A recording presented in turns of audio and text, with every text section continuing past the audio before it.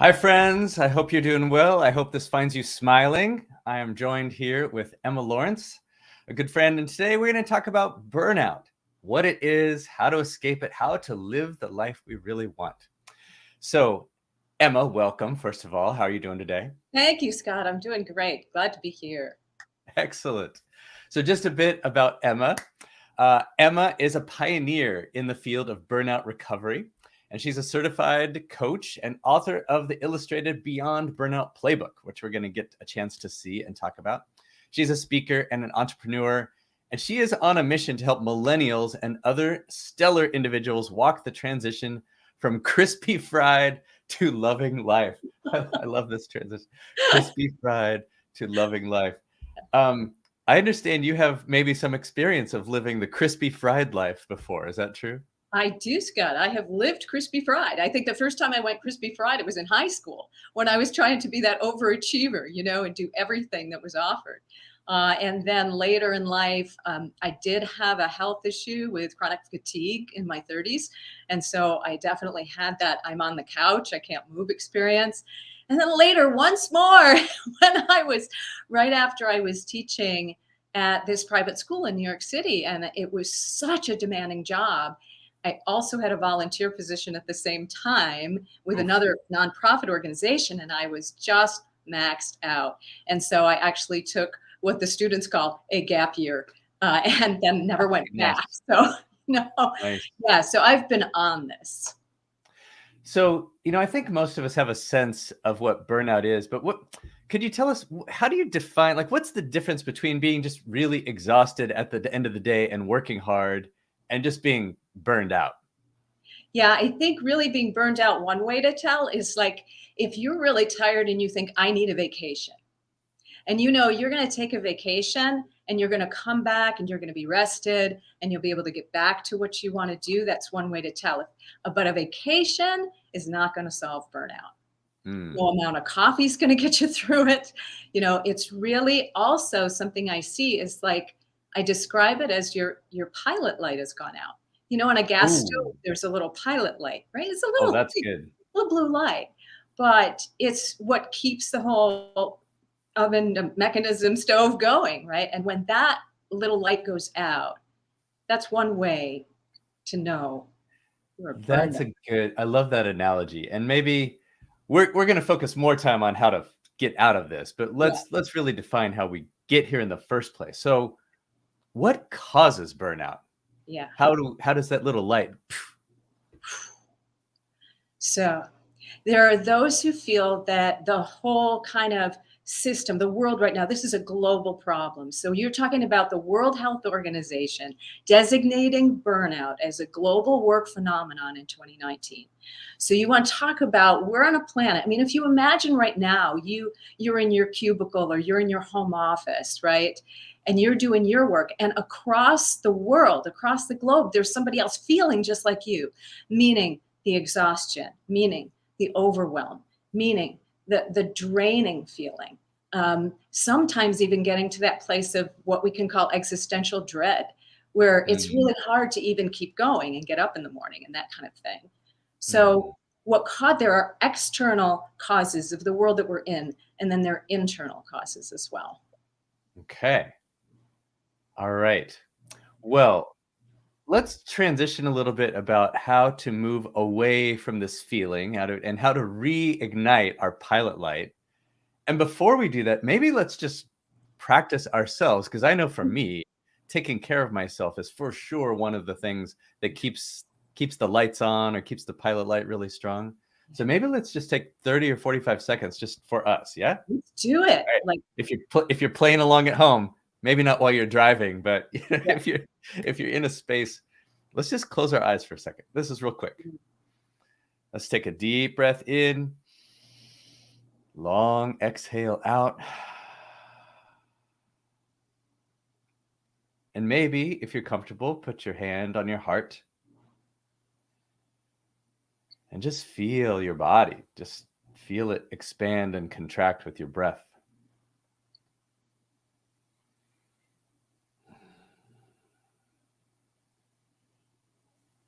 And if you have been feeling a sense of burnout or dread or whatever, maybe just make a mental note and just say inwardly, I am letting that go. I am letting that go. And maybe inwardly say something like, I allow myself to move beyond it and to experience joy. Maybe one more deep breath in.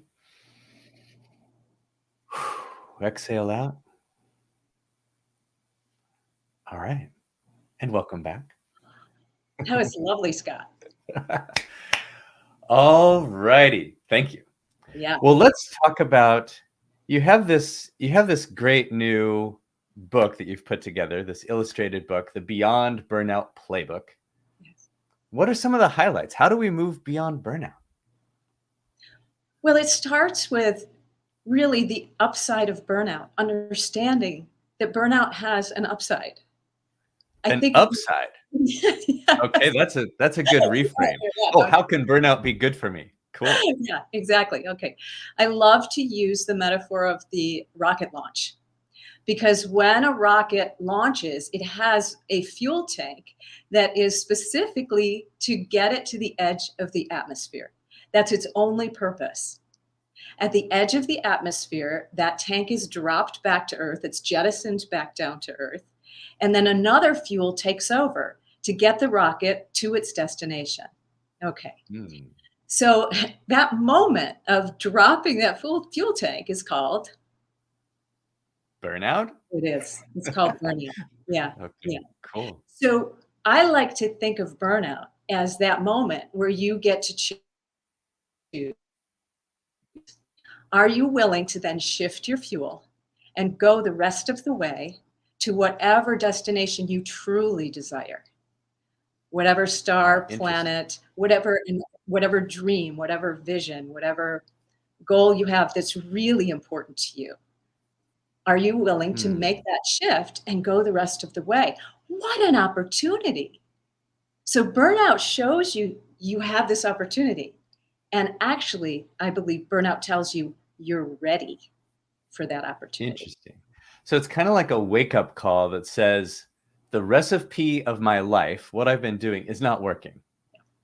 And if I was using that as fuel, if I success means this thing over here, it's an Mhm. opportunity to re-examine it. Is that right? Yeah, exactly. Yeah, exactly. Because you want to go for the destination that means the most to you. Yeah. And sometimes we just get caught up in things and don't even realize going on. Maybe, for example, in the educational system, I've talked to people who have actually decided not to go to graduate school, even after they signed up and were accepted, because it kept them on this track that they realized was already burning them out. Take the Interesting. moment, take the pause, reassess, and move forward into what you really want. Okay. So I thought I wanted this, but Mhm. it's just making me miserable. And so it's a pause, just like we did, and then a Mhm. reevaluation of Yes. what's is this the first step? This kind of awareness, this like awareness, I have a problem. Yeah, yes, right, exactly. Yeah, Houston, I have a problem. like you like this isn't just This isn't just me feeling tired. This isn't just me not being able to keep up. There's nothing wrong with you. This is one thing I tell burned out people all the time. You're not a failure, okay? You're not a failure. There's nothing wrong with you. You Yeah. need to switch fuel tanks and Yeah. then decide what's really important to you and build from the inside out. That's sustainable living for the rest of your life. Gotcha. So I'm noticing in the chat, there's a question here from Jeff Jacobs, and I encourage, if you're following along, throw some questions in the chat. I think his question is really about awareness. He says, how might we illuminate blind spots so we better know how susceptible we are to burnout and what our individual triggers might be? Isn't that the journey, Jeff? Isn't that the journey? I think that if we're there, because the external ones are more easy to see. Yeah. Because it's easier to see that, oh my gosh, if I listen to the media all the time and that gets internalized in my head, then I have these chyrons that are going across continually inside me.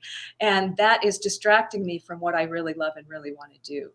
The journey of what are the obstacles and what's in the way for you internally is a discovery process. And that's the discovery of what runs me, what's driving me. Why am I pushing myself harder, faster, etc., than I need to or than I can instantly? So we've done this self-exploration. We've paused. We've realized we need to do something different. What are some of the things that we can then do? Like, what's the recipe for what do you call this next stage, I guess, beyond burnout? Okay, no, I call this stage actually crossing the threshold. And this Cool. is the image of the cover of the book shows an open door and the threshold that we're crossing into this new life. And if we have that, we can bring that up.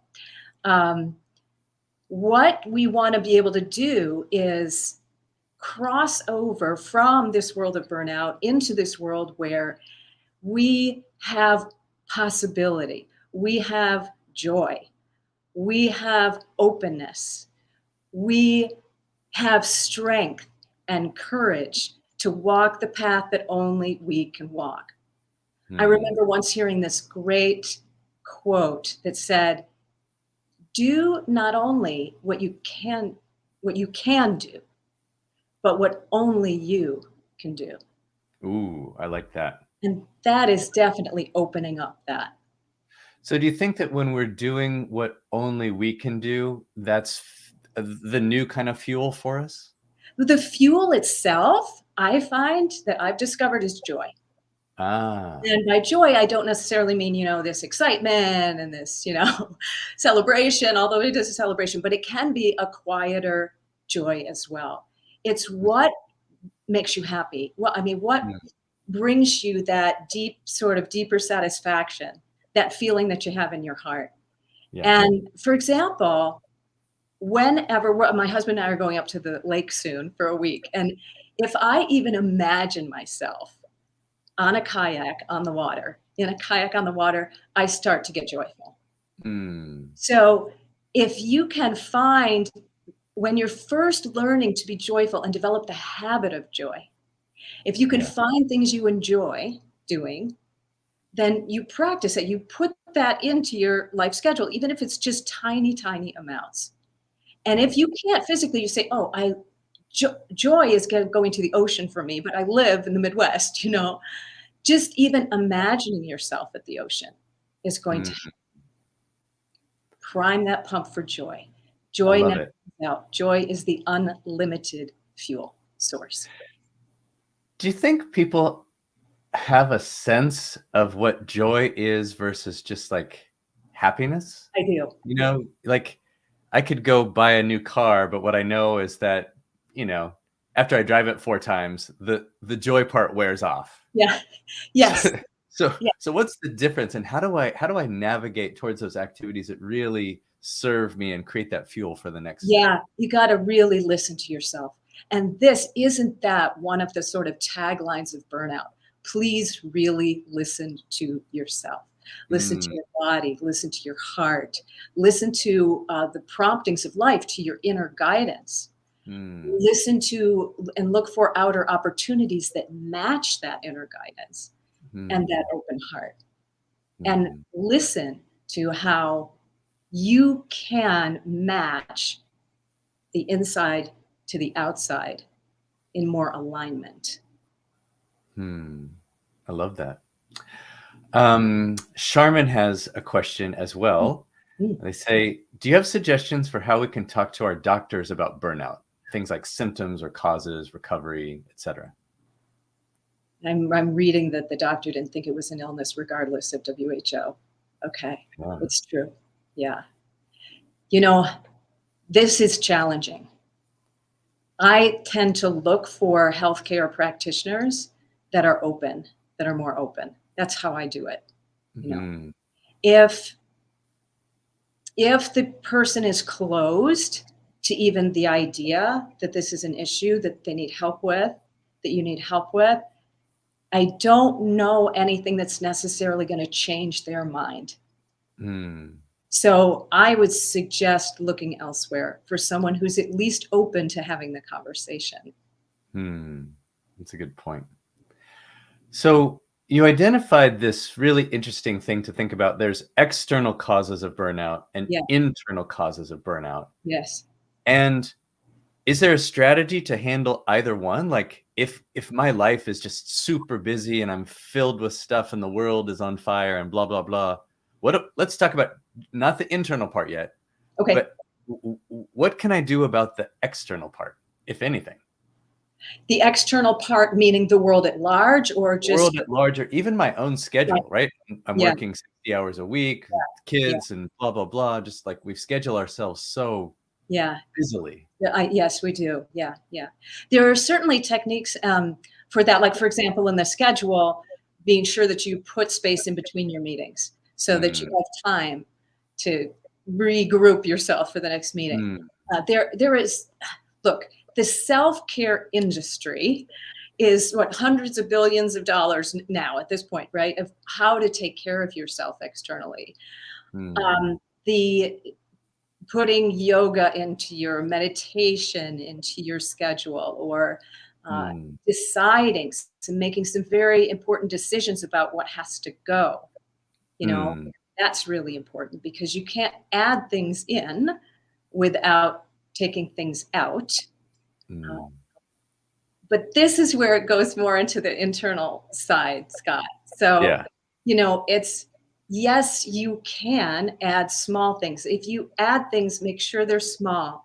Make sure they fill you up rather Mm, than deplete you. That's really important. yeah. That sounds right. It feels like it always starts with the internal, like you have to decide. We have to decide that we want something different in order to make any external Yeah. change. Okay, that makes sense. Yes. So you talked about joy. Feels like if I hear you right, joy is like the fuel. It's the most important thing. Once I've reached this identification stage, is first of all, is that right? That I'm going for joy? Going through joy is the best way because you get fuel going again. Every time that I work with clients, the first thing I want to know about them is what lights them up so that they can Back to start the pilot light on getting, our yeah, heater. exactly, getting that pilot light going again. Then you want to Mm, go into making sure the person knows that we are creative, our creative abilities are where our power lies. Yeah. mm, So it's like reclaiming your creativity is the second key in my book. And that mm, creativity is not only, oh, art and music and dance and that kind of thing. Maybe you're cooking, maybe you're baking, maybe you're building furniture, maybe, again, the things that you enjoy doing. But it's mm, also really important to realize that you have the power to create something out of nothing. mm, That's really important. You got to reclaim that creativity. You mm. do have the power to change your life. You do have the power to recreate your world. And when you watch yourself create something out of nothing, you realize, oh my goodness, I can do this. That's super powerful. Even as you were describing it, I could feel that internal fire. Like, oh yeah, I want that. I want that. So I love it. So okay. So if I've made the pause, I realize I Yeah, have an issue. I want to go a different place. I'm filling yeah, myself with joy. yeah. What other tips do we You're have? getting creative. Then another step is to gather your transition team. If you know you're going to make a Mm, transition and you're going to cross this threshold, you want to gather people around you who can help you to do that. hmm. Some of them, several of them, I guarantee are in your life already. Hmm. They're the person who cheers you up, who or makes you laugh, no matter what. Hmm. Right? That's a person on your team.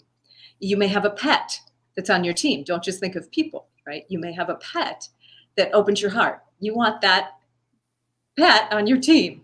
You Mhm. may need a financial advisor, someone who's really, really good with money. And it may be a financial advisor, or it may just be someone in your world who happens to be good with money. You know, you may want a coach. You may want the coach to walk you through that transition. So you start to see who's in my world I can bring together that can help me make this a smooth I transition.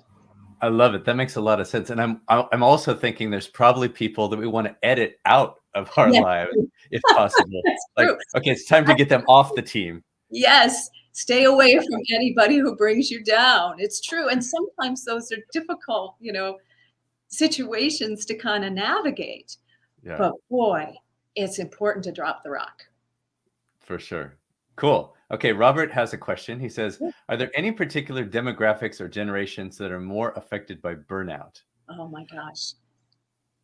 And what, and I'll also throw in there is I know that you have a specific, particular affinity for millennials. I And do. so maybe you can talk about those two Yeah. things together. I absolutely love millennials. So when I was in New York City and, when I finished acting school, I was working part-time teaching music to preschoolers. Millennials were preschoolers then. Later on, years later, I taught theater, directed shows, and so on at a private school in the Bronx. And again, the middle schoolers and high schools I taught were millennials. Later in 2019, I'd already become a coach. I learned about this article, How Millennials Became the Burnout Generation. Hmm. Laughed. I said, no way. These were the kids I taught, not on my watch. This is not going to happen. And I pivoted my coaching practice to focus on millennials and on millennial burnout. Hmm. Millennials have a special kind of challenge Hmm. with burnout because of the economic situation. Yeah. Mhm. They also have all this creativity and they want to move forward. They want to make the world a better place. How can they do that? How can they do that within the system that there is, or how can they create a new system? Mhm. So, yes, I am particularly concerned about millennial burnout and helping those who want to cross that threshold. Beautiful. I love this idea of crossing the threshold. That feels like a very specific thing that we can do. This stepping into a new part of our life, like a new Yes, chapter of our yes, life. absolutely. That is beautiful. Absolutely. Which burnout has signaled it's time. It's Yeah. time. It's good. Friends, any further questions for Emma? If you're watching along, we'd love to hear from you. What would you like to know about burnout or how to move beyond it? We're here with Emma Laurence, burnout expert and coach of many, but specific to millennials as well. Yes. Okay, so we're on our journey. We've got our Yes. transition team. Yes. Any other tips? Yes, What's absolutely. next? So there's two more things to touch on that are super important. One is pace. So burnout, we all have this internal pace that keeps us healthy and happy. And when we go beyond it, we burn out. Burnout is being out of sync with that natural pace. So we want to find that rhythm, find that cadence, and be sure that we stick with that. And that Mm, sometimes is challenging because that can mean finding a different job within the same company. It can mean going out on your own as an entrepreneur. It can mean working for a nonprofit rather than a profit. It means, again, this is a know yourself, know your pace. And we've mhm, talked a lot, Scott, about the internal, what's really at the heart of burnout and the internal and what solves it. So beyond self-care is self-respect. Mm. It's the Hmm. self-respect that says, I am willing to grant myself the same respect as the one that I most love. Ooh. If that's a person, that's a pet, it's a place, no matter what, whatever you most love. In fact, if you pause right now and just think of the one that you most love Hmm. and just feel what that feels like, and Hmm. imagine having that same love and respect for yourself. You're not going to burn out if you hold that consistently. Right. And you make choices based on that. Exactly. Exactly. Excellent. Yes. Excellent. Yes. Well, this has been fantastic. And I want to, first of all, I want to thank you for the work that you're doing in the world, helping all of us learn more about burnout and the keys to moving beyond it. Yep. So, what's next? If people want to find out about this book that you've written and how to work with you, like, what should they do? Absolutely. So they can go to beyondburnoutplaybook.com to download the book for free. That is super helpful because it has all 5 keys, including one I didn't get to talk about today, but it is rebuilding the structure because it has to be playful, as far as I'm concerned, and it has to be practical. So how are you going to build that structure that comes from the inside out? You can Cool. also book a free chat with me. And if you don't know where to start, that's a really good place to start because even if we never end up working together, you can get clear on what your next step is to Mm. cross that threshold. So those are the places to contact me. And I just want to say, Scott, Mm. can I just add because we have a wonderful example in Jacinda Ardern, who was the Prime Minister of New Zealand. And in January, she announced her resignation as of February, even though she wouldn't finish out her term. And she actually said, I know what this job takes, and I know I no longer have in the tank enough to do it justice. Mm. So it's not being afraid. There's no shame in this, you know, there's That's no right. shame or no fear in stepping across the threshold and saying, it's time. It's time for Mm. me to be done with this kind of life and go on to something that's much more suited and aligned for me. Beautiful. Emma, thank you so much for being here with us today and for the work you're doing. I really appreciate it. I appreciate you. Thank you. And friends, if you like this type of content at Changing Work, our goal is to change work from the inside out. And we mean it for 3.5 billion of us that are part of the workforce. And so follow us at the hashtag Changing Work, where we're curating the best information, the best practices about conscious business from around the world, and curating people like Emma who have this expertise and sharing that on LinkedIn. So follow us. It's a movement. It's a thing. Changing Work, hashtag Changing Work. You can also follow us at the company page of Changing Work to be notified of when we have more webinars like this. We have several coming up, which we're excited to share. So check us out on LinkedIn. You'll find out all about it. In the meantime, have a beautiful day and go out there and be ambassadors for this beautiful work and ambassadors for conscious business in our lives. Thanks very much, friends. We'll see you next time.